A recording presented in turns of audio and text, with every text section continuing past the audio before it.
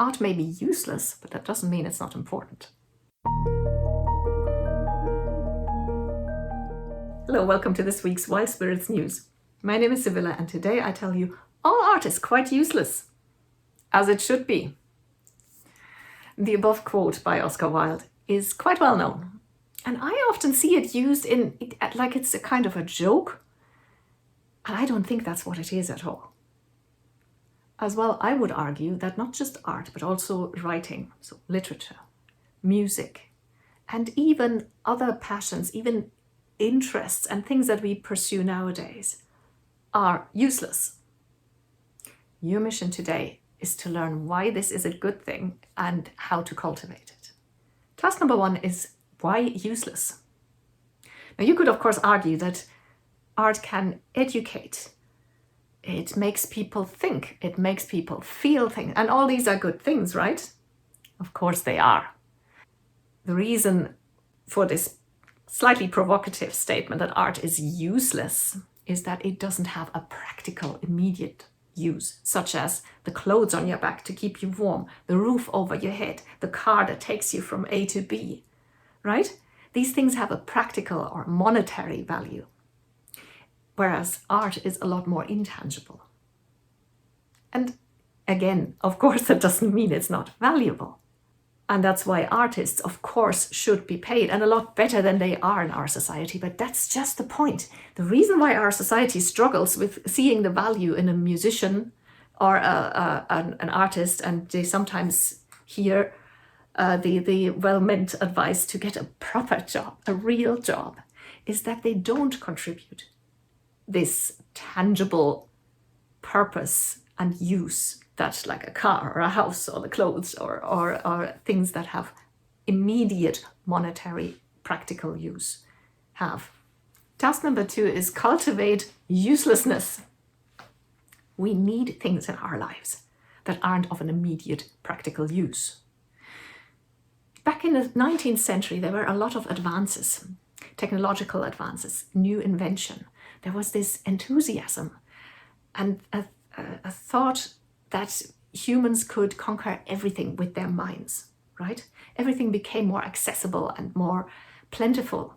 So there was a lot of progress, which was a good thing. But that also led some people to proclaim that every story, every piece of literature had to have a moral lesson in it, like some conclusion.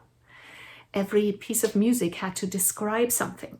They just took it a little bit too far, that so many useful things had been invented, and the thinking was just that human beings can be endlessly useful.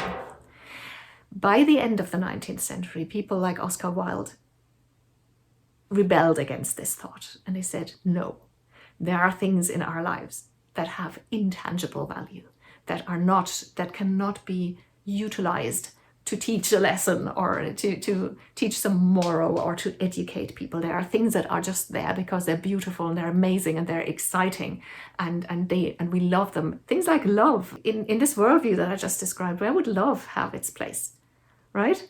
And we all agree that love is a fantastic thing and very central to life. And so is art and, as I argue, other passions, like geeking out about some obscure fringe interest that you might have. This stuff is important because it turns out that for our mental health and our happiness, it is absolutely vital to have things in our lives that are not just have them in our lives, but have them important, make them important in our lives. These things that don't have the aforementioned practical and monetary use. And this is exactly the reason why I keep saying and harping on about prioritizing your passions. And not in order to make them a business or earn your money with it. Again, I'm the first person who says artists should get paid, and I cheer you on if you want to be on stage, if you want to exhibit your artwork, if you want to publish your book. I'm here cheering you on all the way. I'm just saying, if you don't want that, or if your stuff is maybe you're a beginner and you're not good enough for this kind of thing, or you think you're not good enough, you don't need this in order to prioritize it. In order to prioritize it, all you need to have is joy with it, have fun with it. get immersed in it and enjoy the fact that it doesn't bring you money, that it doesn't serve any useful purpose. Again, it's not something that I'm saying as an idealist. This is science, this is psychology. This has been proven that it's extremely important for mental health, for the stability, for the emotional stability, and for our capacity for happiness, to have these things in our lives and to make them important. Our society does not encourage that, so don't wait for somebody outside to give you permission, or if you wait for somebody from outside, here I am and I'm giving you permission. Do it. It'll absolutely revolutionize your life. And that brings me to task number 3, which is, as usual, let me know. What do you think of this? Do you have something in your life that is just there for the sheer heck of it, just because you love it, just because it gives you joy? And even if you are somebody who makes money with a passion like me, do you manage to protect the passion, that spark, that joy, that childish enjoyment that doesn't need to justify itself by making money? That's very important if you do make your passion a business or a source of income. I'd love to hear from you, and I'll reply to every comment.